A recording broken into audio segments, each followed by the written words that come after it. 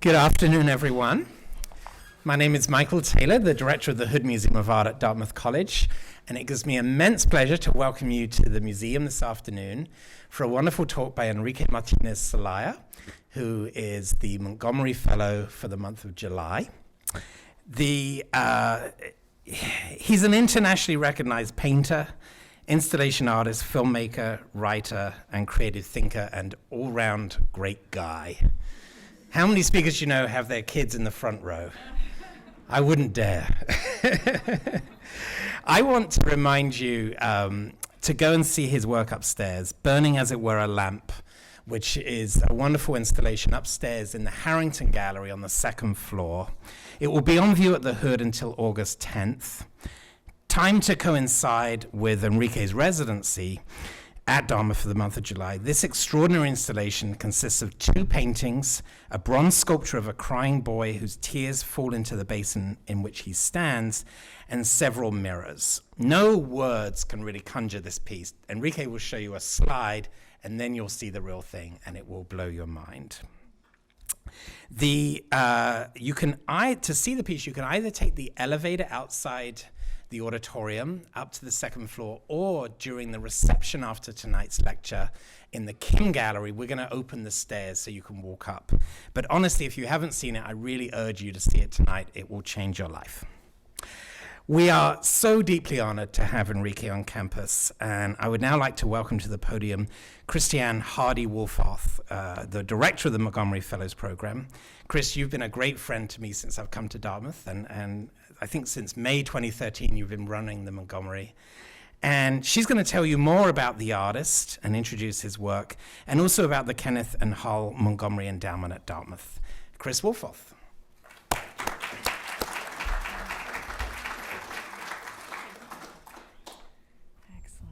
Well, thank you, Michael, for those very warm words of welcome, and thank you to all of you for joining us this afternoon. Continuing in the spirit of gratitude, let us also extend our thanks to Kenneth and Hull Montgomery, whose generosity more than 30 years ago created this program and whose legacy endures them. Kenneth was a member of the Dartmouth class of 1925, and in 1977, he and his wife, Harl, endowed this program to enrich the Dartmouth experience by bringing to campus inspiring individuals from all fields of human endeavor. More than 200 such individuals have joined us here on the Hanover Plain, and whether as artists or astronauts, politicians or pundits, scientists or social activists, each in their distinctive way has contributed to the life of our community and the growth of our students. It is especially the interactions with our students, often informally over a meal at the Montgomery House, which was also the gift of our benefactors, where the real value of this program becomes evident. It is in the student's question, asked shyly or boldly, to probe or provoke, and in the fellow's response that in turn surprises, enlightens, or opens horizons.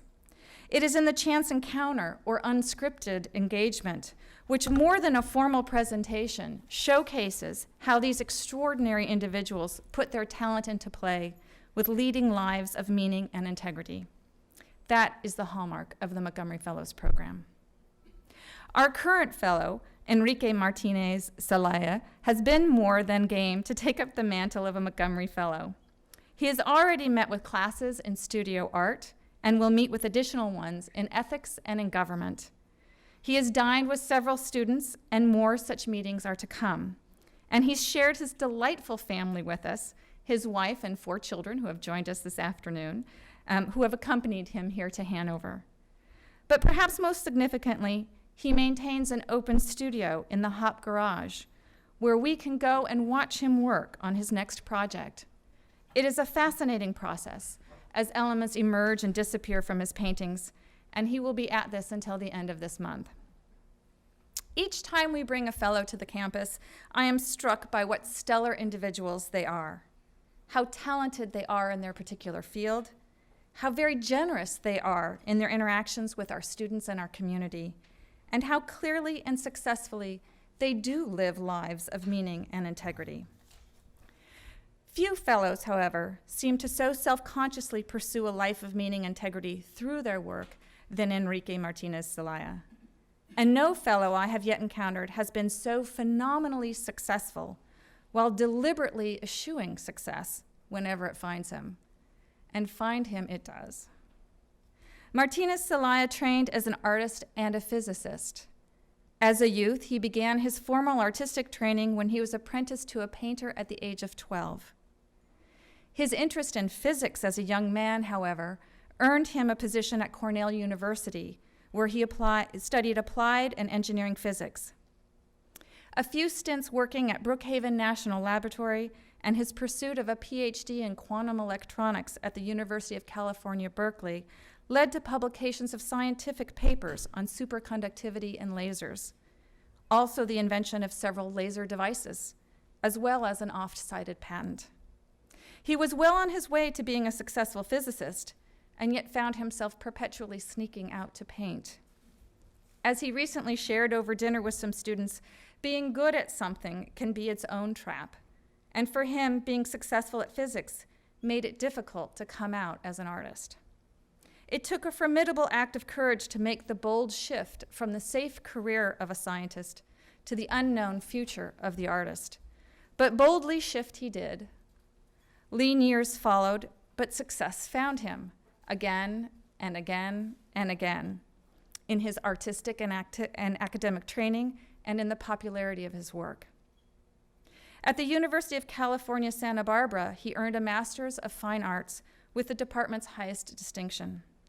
He was supported there by a Regents Fellowship and was a junior fellow at the Interdisciplinary Humanities Center. Additionally, he was awarded a Skowhegan Fellowship to study at the Skowhegan School of Painting and Sculpture in Maine. Following this formal training, he took a position at Pomona College and Claremont Graduate School, where he received tenure and taught for 10 years. He has been honored as the second presidential professor in the history of the University of Nebraska, and as a Montgomery Fellow at Dartmouth, perhaps his highest honor to date. Martínez Celaya's work has been widely exhibited internationally. It is included in the permanent collections of the Metropolitan Museum of Art, the State Hermitage Museum in St. Petersburg, Russia, the Whitney Museum of American Art, the Museum of Contemporary Art in Los Angeles, the Moderna Museet in Stockholm, Sweden, and the Museum der Bildenden Künste in Leipzig, Germany, among others. His work also graces many, many private collections. Awards he has received include the National Artist Award from the Anderson Ranch Arts Center, the California Community Foundation Fellowship, the Knight Arts Foundation Grant, J. Paul Getty Trust Fund for Visual Arts, and the Young Talent Award from the Los Angeles County Museum of Art. As if to test the limits of his success, Martínez Celaya even founded a publishing house called Whale and Stars, dedicated to the publication of poetry and literary criticism. If ever there were an enterprise where the odds of success might be low, this would be it. And yet, the press is doing quite well. There have been many opportunities along the way for our guest to rest upon his laurels. He has achieved success as a scholar, as an exhibitor, as a highly sought-after prize for collectors. And who would blame him for using any of these successes as a platform from which to live and work, as an anchor in an otherwise turbulent field? But that is not the Martínez Celaya way. That safe, tenured professorship at Pomona, he resigned. The lucre of producing for private collectors, he avoids, no longer really presenting at collectors' fairs. It is as if he sees success always as a trap, an impediment to innovation and to authenticity. Enrique Martínez Celaya is unflinchingly, unapologetically self-aware. He is self-critical in the most constructive of senses, being constantly vigilant of his work and thought, and incredibly open about his process, even to the point of documenting it along the way. His 2007 book, Nomad, is an engaging record of his work and process on one project and includes journal excerpts and photographs of the work as it evolved. His poetry and other writings appear in several publications and are equally revealing. His self-vigilance is manifest in many ways. He posts reminders to himself on his studio walls, admonitions to keep his actions faithful. He perpetually corrects his work should it look too accomplished, so as to stay on the raw and jagged edge of discovery, turning away from success each time it threatens to render his work too rehearsed, too pat, or too slick. He even treats his paint, mixing it with wax so as to reduce the shine of the oils that can render the work looking too contrived. This is the work of great integrity. It is also work of great meaning. Martínez Celaya tackles big, complex ethical issues. His work has a depth and complexity achieved by mixing pieces and media, sculpture and paintings and photographs and writing. While each piece offers the observer much to engage with, his work is integrated and dynamic, each piece in conversation with the others in the environment he creates. If you get to see this installation in the hood, you will instantly see what I mean. Given this complexity, we are so very fortunate then to have the artist himself here to share with us his work and practice through the lens of his last 5 major projects. Today's presentation promises to be an exploration of contemporary art unlike any you have previously experienced. You will no doubt be struck, as I have been, by how clearly and cogently he talks about art, about science and philosophy, and how carefully and deliberately these are conjoined in his work. So please join me now in warmly welcoming Enrique Martínez Celaya.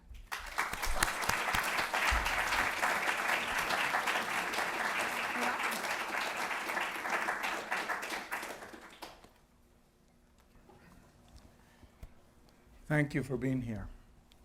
And thank you, Chris, for that wonderful introduction. Anything I say after that will be a disappointment.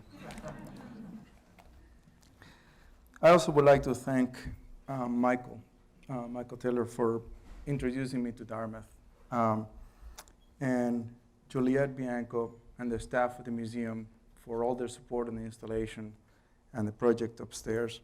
And I would very much like to thank the Montgomery Fellows Program for bringing me to Dartmouth.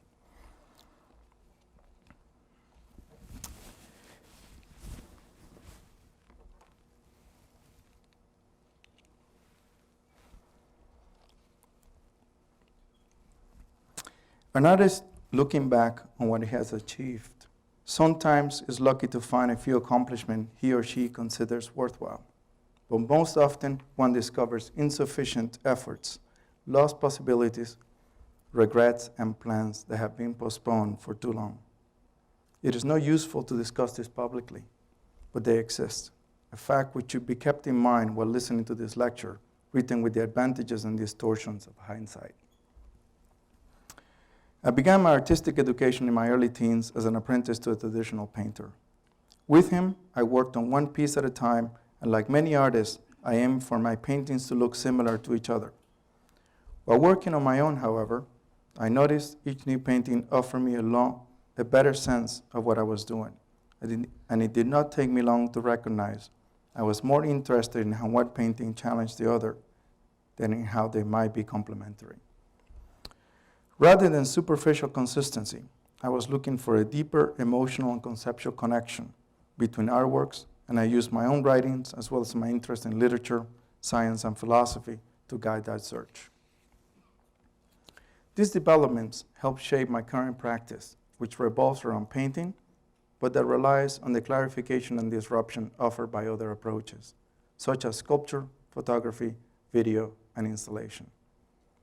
I tend to work in periods defined by a particular set of preoccupations that I call projects. Some of these projects consist of a single exhibition that might take a few months to create, while others span several venues and take 3 to 4 years to complete. Today, I plan to speak about 5 of these projects, taken as a point of departure the summer of 2004, when I left Los Angeles with my family for Delray Beach, a small beach town in Florida. I went there looking for space and solitude to concentrate on the more difficult aspects of the work, in particular, the reconciliation of dualities such as concept and object, presence and reference, and emotion and intellect.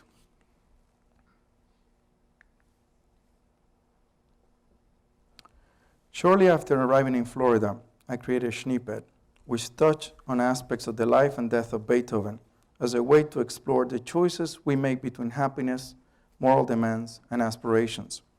When I speak of exploring in this context, what I mean is contemplating relationships and events from what the Marxist writer Peter Fryer describes as the swamp of subjectivism. So Schneebett is not a biographical work pretending objectivity, but an effort to get closer through art to truths that seem out of reach in life. It might be appropriate here to recall Harry Martinson saying that we must learn the essential difference between what is factual and what is truth. We have facts everywhere, the world in our eyes like sand. The name Schneebett points towards the bed, but what mattered most to me while creating this work was how a death room might remember itself, since it is there that the memory of regrets and promises still echo, and thus it is perhaps also there that redemption might be found. In his first installation at the Berlin Philharmonic, Schneebett consisted of two rooms, one that included a compressor system, a frozen bed, and a large tarred and feather painting of a dense snow-covered forest.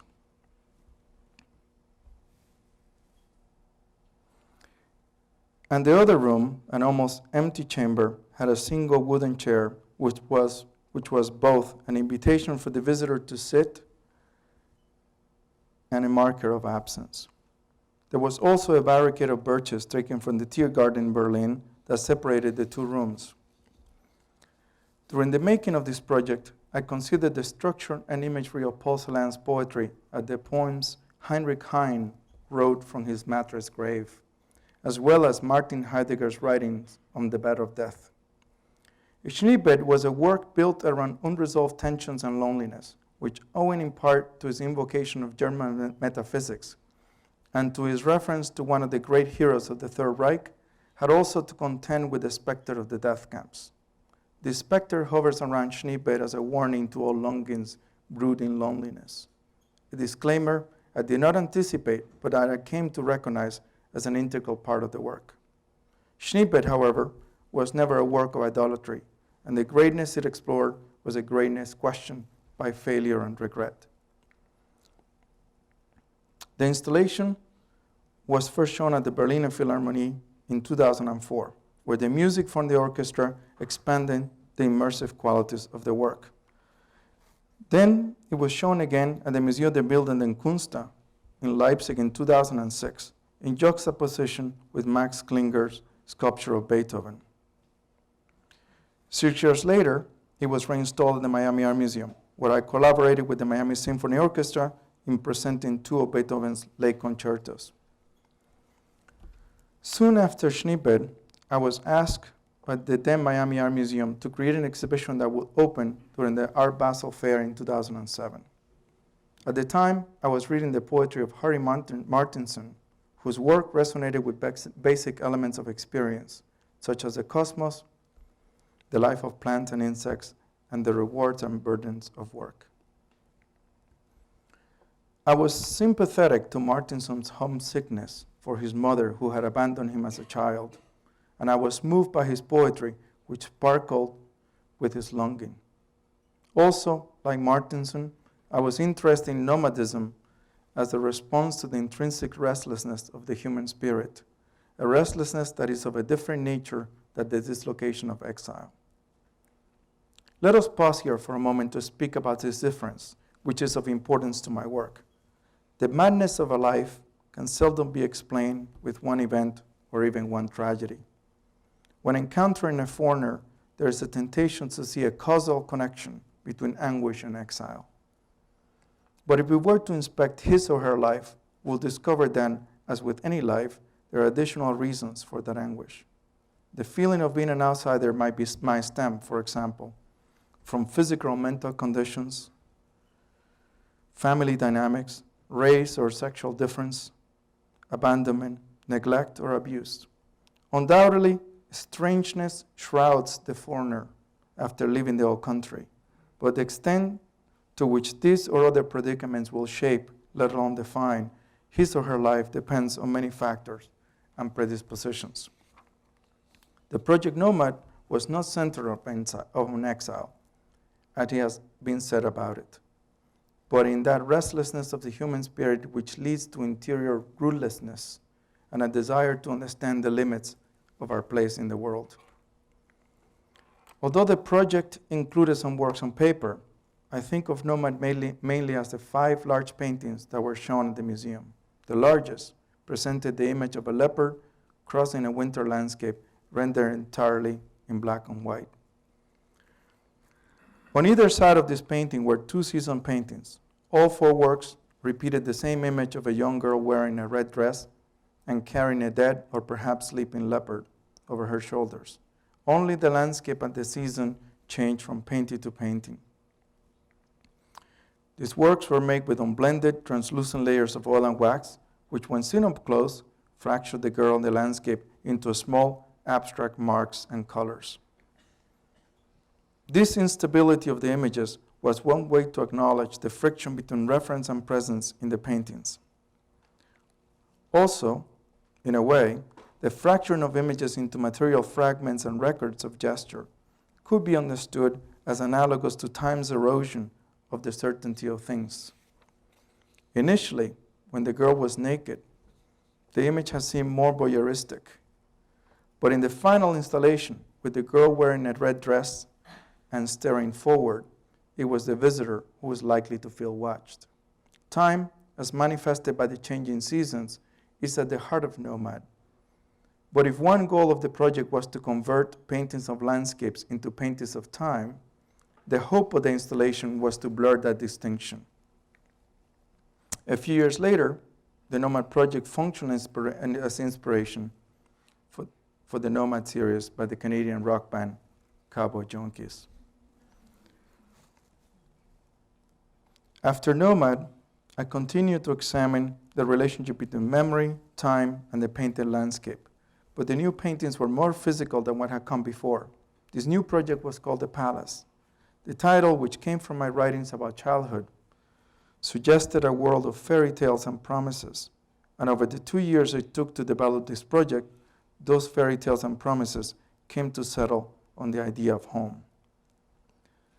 For example, home as shelter and also on confinement appear in paintings like The Fort, The House, and The Boy in the Window. Home, as I understood it in the context of The Palace, was an alternative to the anguish the philosopher Jean Wall described as revealing us to ourselves as out in the world, forlorn, without recourse of refuge. The home that interested me was not a place in which to surrender the responsibility of moving through life without recourse of refuge, but that longed-for place where we belong to our possibility instead of our disenchantment. This idea should make a few eyes roll. Disenchantment is so pervasive, especially in the cultural discourse, that invoking the idea of belonging to our possibility means one is likely to be thought of as both bourgeois and naive. While I do not mind being labeled as either one, it would be a mistake to assume I imagine the world to be a big picture, heroic battlefield. My work reflects my experience that the struggles which define or derail a life are fought among the transitory and the seemingly insignificant. A glance at the dinner table, a goodbye too tired to endure, or another go around in the carousel of near misses. The Palace gravitated, like other projects, around those transitory and apparently insignificant struggles that have concerned my work for a while. But it was a turning point. The references that appear in the work, home, rooms, lens flares, were undermined as images by the insistent presence of the materials. This friction between the reference of images and the presence of matter and the object did not come from concerns regarding the sensuality of paint or the tricks of illusion, but from the recognition that exposing the mechanisms of representation is a prerequisite of authenticity. Represented images in painting or sculptures are not disembodied symbols as in a text, but they are embodied in the material and modified or interfered by distance, fractures in recognition and tradition, as well as by collision with other works. Modifications or interference that usually alter the initial reading. In my case, if it is true the painting suggests narratives, it is also true these narratives are incomplete, partly because the narrative itself is only a fragment, and partly because the material disrupts the illusion of the narrative. What you encounter in the paintings is a pointer to a fracture moment that opens in intelligibility precisely through that fracture. Which is why trying to experience a painting by decoding, for example, the meaning of the tree on fire is at best incomplete and at worst a lie. If we give up, however, on the expectation that a work of art can be experienced by a reading of references, then we might be able to learn something from these references within the circumstances in which they are found. With that in mind, let us consider a few references I explore in the palace. A related concern to the idea of home is the idea of journey as a choice, as a way to find a better or lost place, and maybe also as a quest for a sturdier self. This journey is suggested in paintings like The View from the Broken Firs, The Battlefield,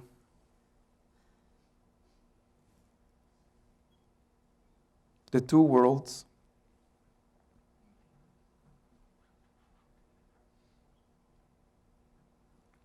and The Trip.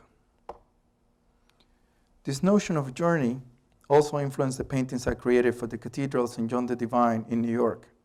This installation at the cathedral consisted of 4 large paintings loosely connected by the suggestion of passage through the world that is out of reach, muddy, and secretive, which we can see in paintings like The Muddy Path,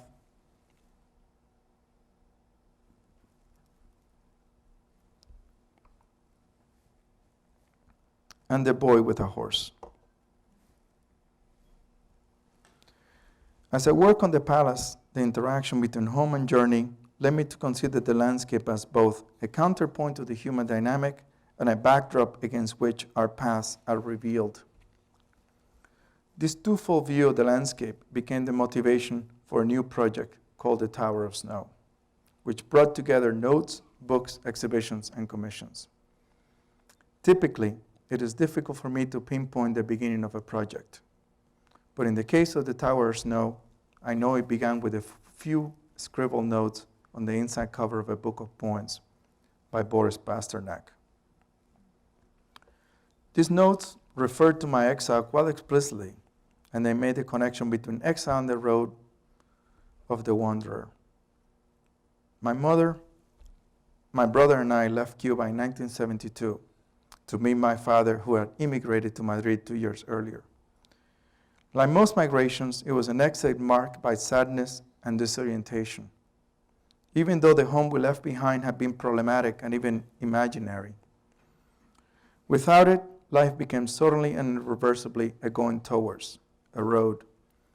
And that is a road of reference in the notes in Pasternak's book. The philosopher Julia Kristeva writes, "The space of the foreigner is a moving train, a plane in flight, the very transition that precludes stopping.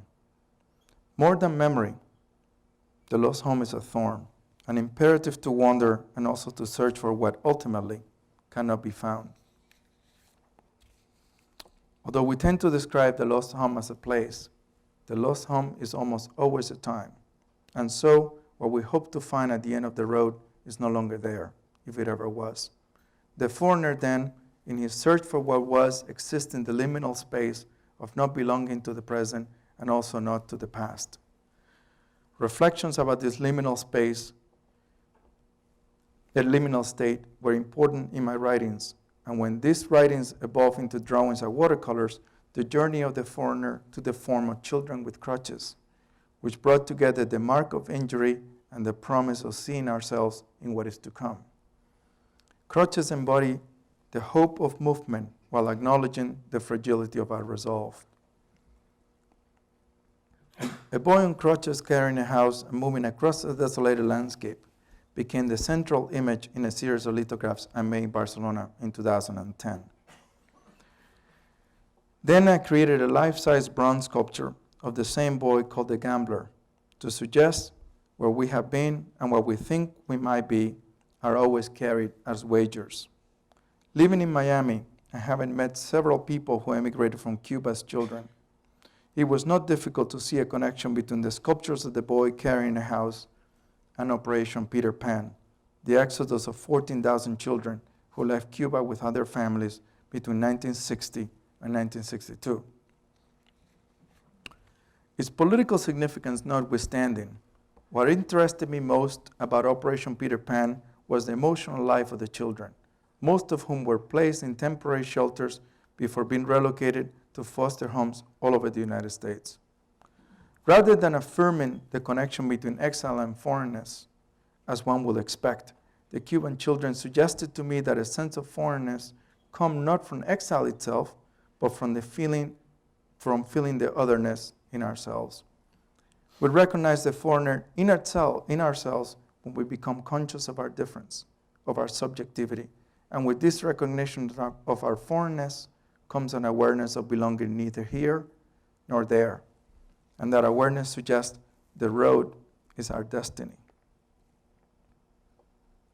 After reading a few books on Operation Peter Pan and seeing the pictures of those children with their suitcases, I wanted to create a marker of their exodus by installing a monumental version of the boy on crutches next to the Freedom Tower, the building in Miami where most of the Cubans who entered the United States were processed. I approached Dr. Eduardo Padron, president of Miami-Dade College, the institution that owns the building, with the idea, and he, who happens to be one of the Peter Pan children, raised the funds for the installation and for the park. I titled the new piece, The Tower of Snow, reflecting the impression we had in the Caribbean of the United States as a snowy fortress. The name also suggests a futility and maybe the kind of structures one finds at the end of a long path through the woods in a fairy tale. I was halfway to the fabrication process when Dmitry Ozorkov, the chief curator of contemporary art at the State Hermitage Museum in St. Petersburg, Russia, asked if I would consider installing the sculpture in the great courtyard of the Winter Palace for the summer and winter season. I agreed to do it, which meant moving up my fabrication schedule 4 months.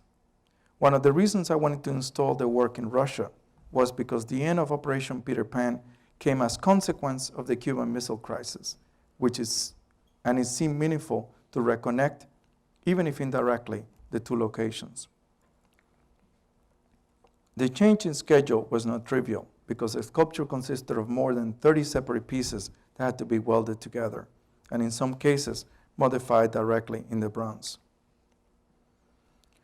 The sculpture was finally finished in late May, and after its installation at the Hermitage, it was acquired by the Strandverker Konsthall in Marstrand, Sweden, where it is now. A second version of the Tower of Snow was installed as originally planned at the small park I designed across the Freedom Tower on October 19, 2012. Exactly 50 years after the end of Operation Peter Pan.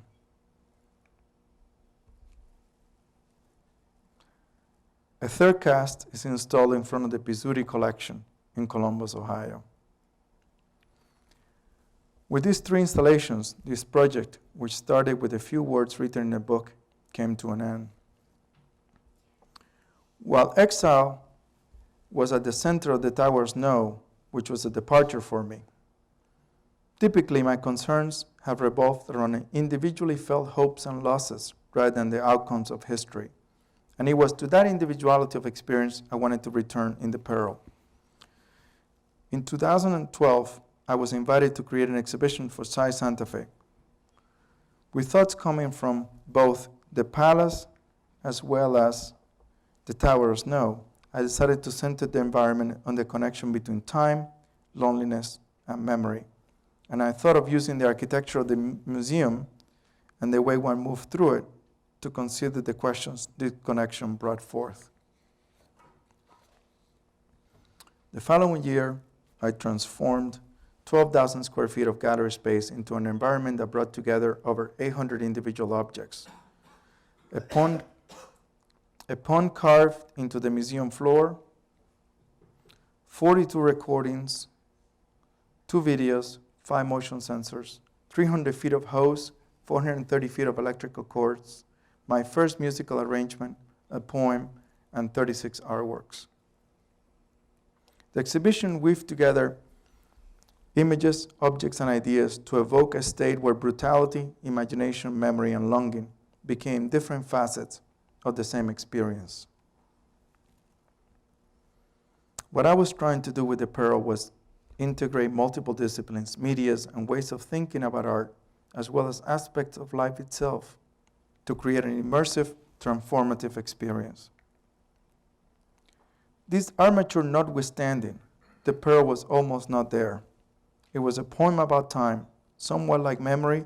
The Pearl retrieved but hallowed what was, and in doing so, built but undermined what is. Ostensibly, it was made of objects, images, words, and sounds, but it was really written in the dust of rooms left silent long ago. The environmental site brought aspects of the small arc of the individual histories as well as the big arc of time, to inspect those memories seemingly left behind, and through this inspection, point to those secrets inherent in everything, particularly in the familiar. The references, structures, and images in the Pearl have many sources inside and outside my body of work. The greatest influence, undoubtedly, were my memories of the places where I have lived, houses abandoned and half forgotten, rooms I have rebuilt from a distance, faces that belong more to ghosts than to people.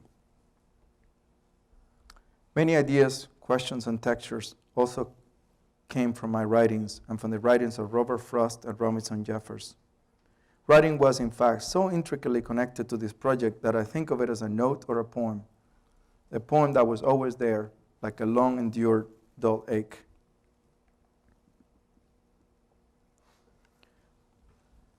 I knew as I was working on the Pearl that I was at the end of something, but it was not clear what that something was.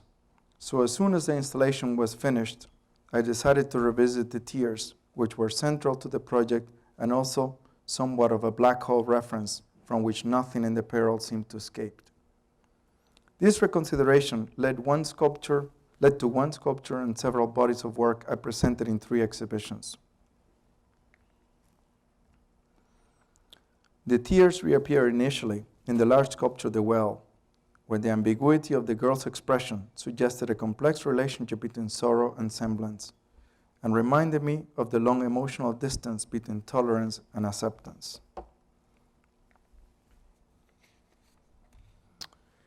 I looked at the relationship between the tears and the bed of pine needles in A Wasted Journey, a half-finished place, at Gallery Anderson Samstrong in Sweden, where I installed on the occasion of the inauguration of Umeå as the cultural capital of Europe in 2014.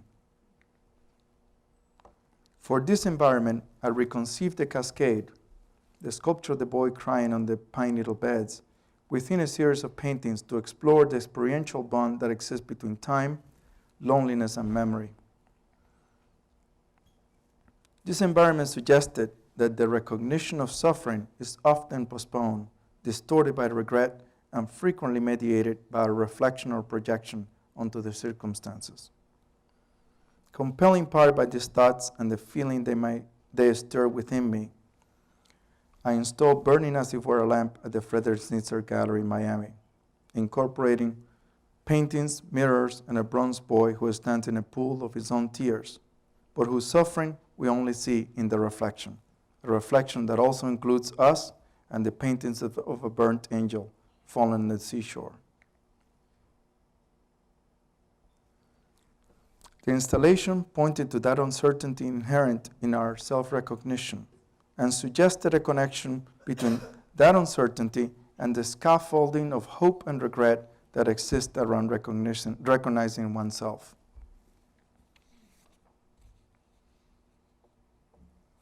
I have reconceived Burning as If Were a Lamp for its installation here at the Hood Museum of Art.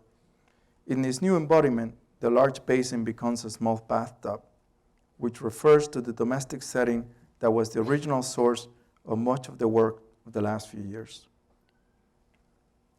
The installation also reveals a connection between reflection, the aftermath of a shelter that has collapsed, and the postponed recognition of identity. This exhibition is the last reconsideration of the Pearl. It is also the final piece in an art that has taken 10 years to complete, and which I have tried to describe for you today. Thank you for listening. Now, I would love to take your questions. Yeah. I tell you to different work as for two-dimensional and three-dimensional. Two-dimensional like the oil painting, three-dimensional like sculpture and installation. When working the painting, what do you think? Which media is because that we want to accomplish is like a two-dimensional. How's different if you can transform more? You can make your message more stronger. Maybe the painting, flat, and installation. How's different? What's your voice to the flat and the, for example, like you put the girls in different project in different environment. This is more installation. Like three-dimensional. What's different? What's a different voice of the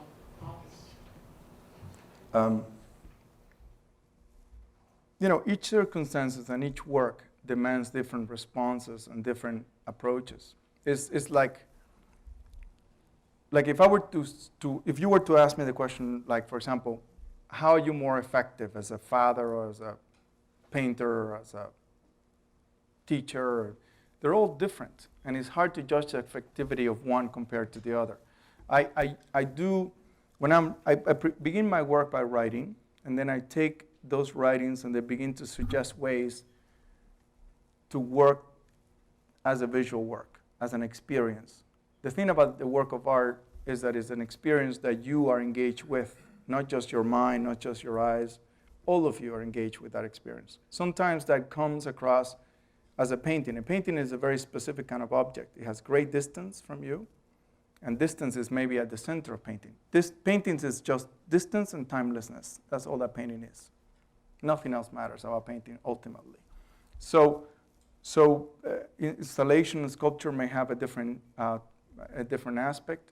The time, when you introduce the time element, like moving somebody through the space, that introduces a different element. And they're there for different reasons, to create different experiences. So for me, although I'm primarily a painter, and that's sort of the way I think of my practice, I will do whatever I need to do to create the kind of experience that I want to create. And that might be just a note, or it may be a very big installation. It's not, I don't know if that's satisfying as an answer, but maybe it clarifies itself more with other questions. What else? Yes? I was curious about the boy and the variations on the boy when you live in Santa Fe, Stockholm now. But in Santa Fe and Stockholm, he had the jewels embedded into his torso, and you decided to leave it as holes. Yeah. Could you talk about what led you to that choice? Yeah, I mean, those holes are actually cut. They were not the holes where the jewels were. They're actually cut into a new wax original of this piece. So that embedding of the jewels into the body, signaling some sort of transgression to the body becoming luminous in some manner, or that is trying to rotate what is really some sort of emotional scar into something that produces light. And that term was very important to that initial installation at the Pearl. But then I became interested in the holes, in the revelation of the body of the boy just as a shell, just as metal, and allowing you as the visitor, as a viewer, to both know that he's just a metal shell, and at the same time that I'm offering that revelation you connect in some way emotionally with the situation, the tears, and so on. And that revelation of the artifice and offering you nonetheless, the suffering or the projected suffering, was important to me. In some ways to try to create some metaphor with the recognition of memory, of the memory of certain events in the past, how they always have this kind of relationship between being both a construction and nonetheless generating an emotional response to that construction. It's rare that I will take an object like this and use it in different ways. But when I finish the Pearl, when I finish a body of work, the reason I move to another body of work is because something has been exhausted in some manner. And it has created a hole in my understanding, which then moves me to another body of work. I am very interested in not building my work on authority, such that each work is building up what just came before, but rather the opposite, building my work on the holes of what the other ones have left. But when I finished the Pearl, there were questions about many parts of it. I was thinking the Pearl was some sort of a terminal work of 10 years. And I realized that those tears and the affront that they present required more examination. And what I did is I went back to a particular instance, biographical instance, and sort of unfolded and made all these works from it. So what's interesting about being here with that installation upstairs is that in some ways that bathtub in there goes back to the beginning of this body of work. So normally those things, that sort of Hemingway notion that you take the most important part of the story and you leave it out of the story. Well, here I'd done that all along until the end. And then I brought it back to the beginning. And to me, that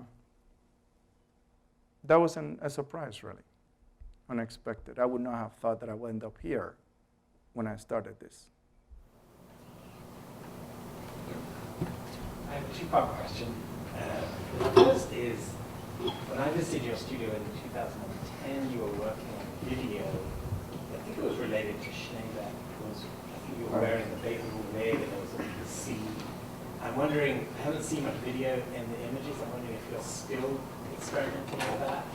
And the second related part is, now that you're leaving Delray Beach, moving to LA, where do you see your work going next? And you began talking about artists. Often there's like misterms, there's works that you thought about but didn't make. Is that something in your future?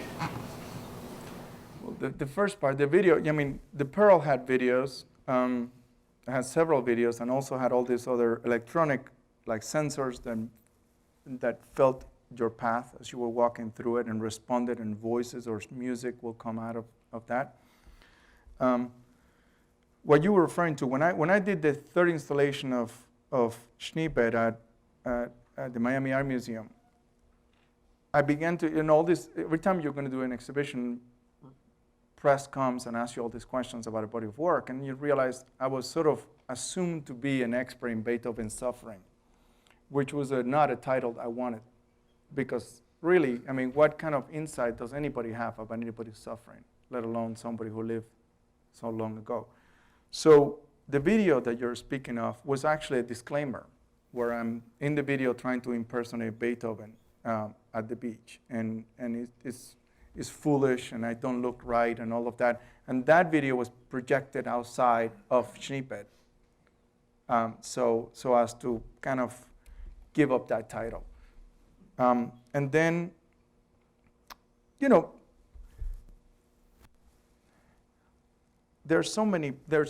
as any artist knows, whenever you look at anybody's work or any work out there, you say, oh, why didn't I do that work? Every work is a possibility that was not taken. All the time. I think, I remember when I was younger reading Jaime Savarte's account of Picasso walking by and looking at a painting of a cow and said, I wish I had time to make that painting. And Savartes didn't understand what Picasso was saying until much later he meant another life to make that painting of a cow. So in every time I start a new body of work, I really go back to all the unfinished areas, the holes, the things that were uncomfortable, the areas that I don't have any expertise in. And that's one of the reasons, for instance, I did video, because I don't really know anything about it. I do photography, and the photographers ask me about, I don't know anything about it. Well, I mean, I know all these things are connected in sort of as theory for me, but not in practical applications. I could barely know what an aperture is and all that. But I try not to, even in the things that I know a lot about, like painting, I try to not use the technical knowledges either too much. So what's in the future? What's in the future, I would love to be able to answer your question by saying it's a surprise. It's a surprise for me. I'm working right now a group of paintings which would join some sculptures that I have in Los Angeles for an exhibition in London. And I'm trying to do something with them that I've been thinking about 2 decades to do with. And it's right at the center of my way of thinking, and I've never been able to do it successfully. So that's the plan for now. Yeah. So I'm wondering about the relationship that you see between objectivity and time. Like, I feel like most of your work, I mean, that's all you've been saying. So, like, they're circulating around, creating objects, but dealing with sort of the medium of time. And, like, I don't know, I'm just curious what you have to say about that. Like, where do those two things come together? Where does that memory operate as an object of time, or where do objects act as a marker of time? Or do you think of the relationship between those things? It's a long and complicated possible answer, but my first thought, which may not be the right thought, is that really we do not have any objective sense of time, other than a scientist maybe.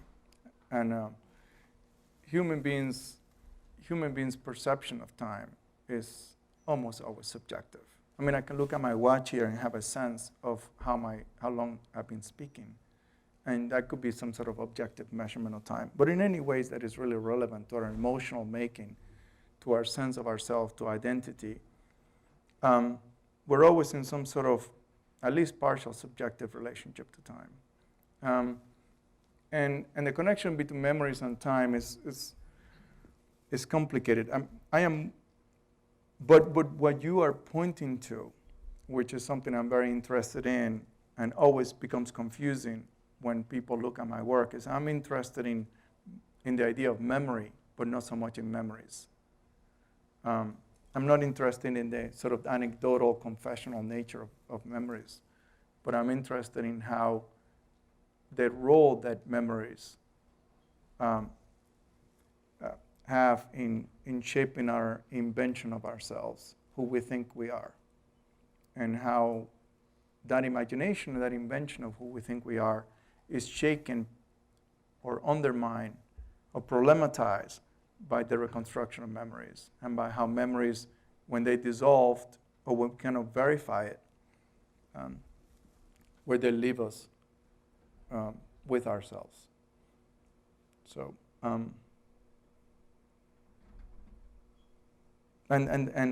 not to go on and on. I mean, sort of there's sort of profound connections between that and sort of and questions of self, which in some ways are alluded to with all the mirrors in the installation here and that fracture image that you see there. So mirrors have a way to do something strange, because if you spend enough time with those mirrors in space, you begin to feel time, oddly enough, by the way the images are fractured, and because any slight shift of your body will read differently because the mirrors are not lined up. I'm not quite sure how to phrase this question, and I hope it's not an irritating one. I'm always been interested in your interest in German theory, metaphysics, painting, so when you started with the Schneebett piece, which is quite logical, but also it seems to sort of also bring that back up, kind of like a foundational point, and even the way that you're talking about materiality, resonates in ways that in German metaphysical art, and then to hear you talking so much these days about time and memory, and also the eruptive, as opposed to anecdotal or narrative features of your paintings. I just wanted to hear you say more about the kind of evolving relationship you have with that particular tradition of kind of melancholic metaphysics, and kind of how you understand that in production and process. Yeah, this question is good because also allows me to readdress the question that Lisa, who's sitting next to you, asked me at dinner a couple days ago, and I was not satisfied with my answer then. So now I get to piggyback right one question to another.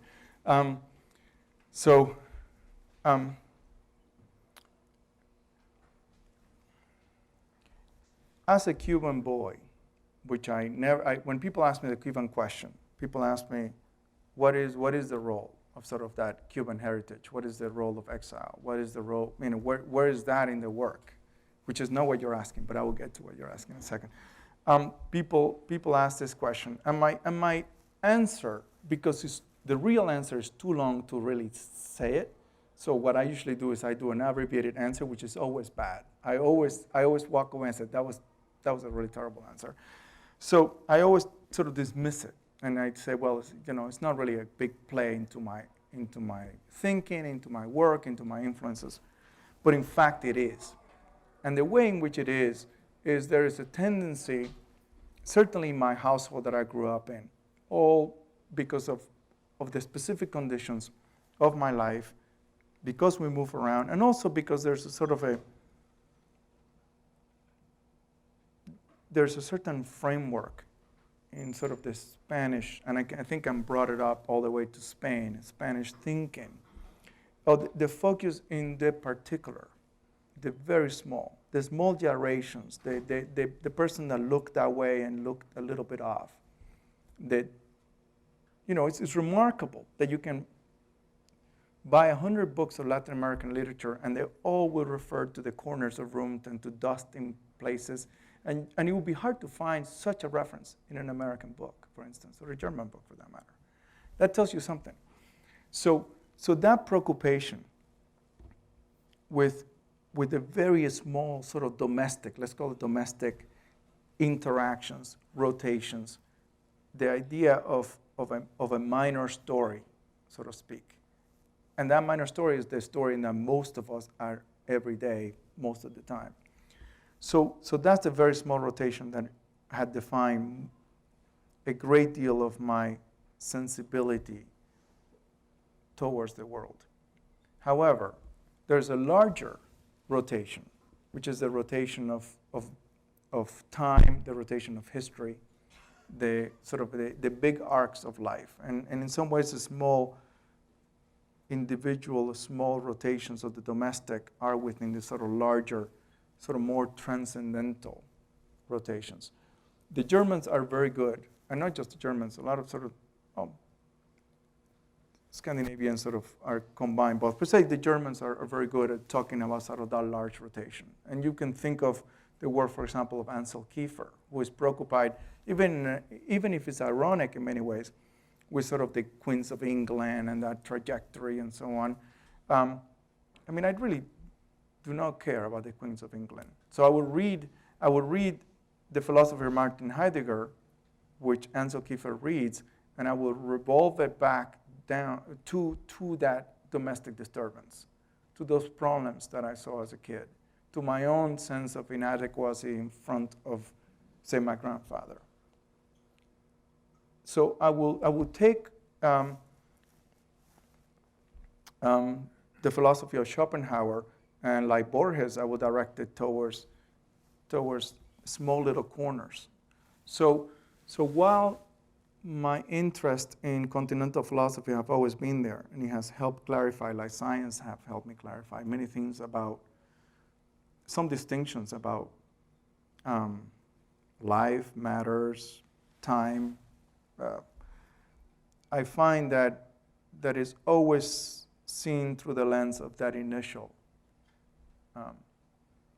biographical experience. And the reason why I like some of the writers like Transtromer or Martinson or Brodsky, some of the Russian writers, is because I think they do a pretty good job of combining those two evolutions at once.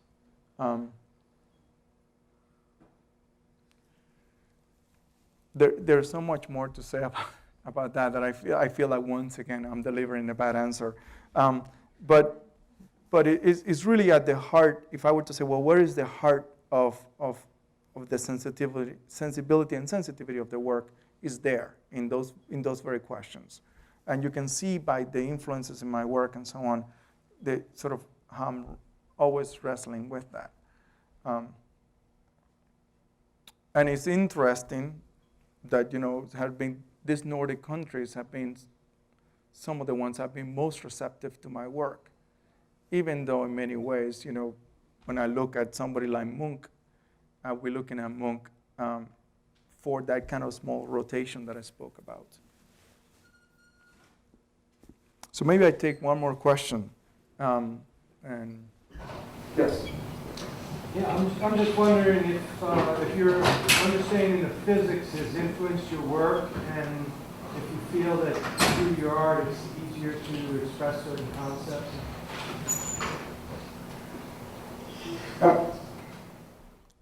I think once you have a training in physics or mathematics, I think in some ways it's always with you, for better or for worse. I think in my case, I'm very grateful for that training and for that way of thinking. I think the way I prepare my works and I think about them, the way I have systems of thought, and ways that I try to isolate what really matters from what doesn't matter, owes a great deal to the kind of thinking that comes with physics. I turned to physics originally to try to make sense of the world. That's why I did science. And that's still the same reason I'm doing art now. I don't do art to be in the art world. I do it to try to make sense of the choices I'm making and trying to make better choices that I would without art. And physics gave me a sense of what the world was, and art does the same thing. So it's not reflected in this in an obvious way, but there is a certain, this is a particular group because this is a university where I think people have a much broader understanding. But if we were having this conversation somewhere in the art world, there's such a misunderstanding of what high-level mathematics and physics is. So very often I see people in the art world doing science like in some art installation. And it's always science light. It's always some terribly boring thing that you can go to any physics lab and find something right there without any preparation, a lot more interesting and revealing than anything happening in any art gallery. Many people come to mind, and I won't mention names, but I think at a higher level, physics and mathematics are, not arithmetic as people imagine mathematics to be. So they want to see little numbers, or something. I think mathematics and physics require pushing of certain boundaries, taking certain steps that you don't expect, getting out of sort of your comfort zone when you're doing something, and and a certain rigor of examination of certain problems. And it's a very beautiful, fluid field. So it's reflected on that. Now about the question of expression. So I do not try to express anything with my work, which often seems shocking, but I'm trying to discover something with my work, which is different. And in some ways, that is similar to what scientists do.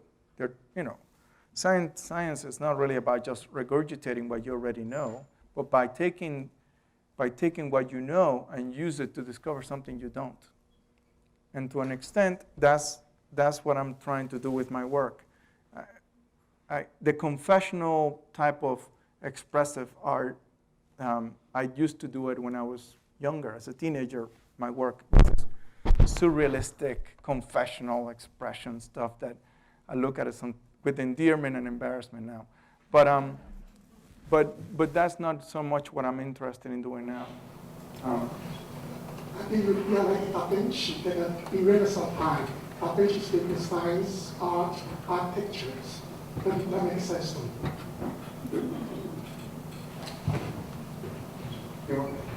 I know you said it was the last question, but what you just said made me want to ask. Some people describe what you just talked about, your work, as a religious project, and they need it for praise, and others need it for criticism. How do you respond to that?